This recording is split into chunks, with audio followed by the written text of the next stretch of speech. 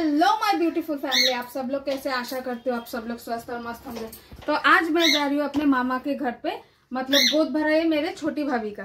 तो चलिए स्किप मत करिएगा, फुल वीडियो देखिएगा। चलिए। क्या कर रहे हो सम्राट?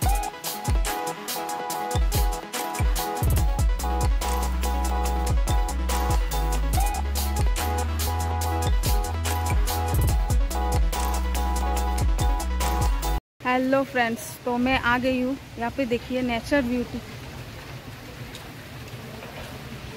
झरना भी,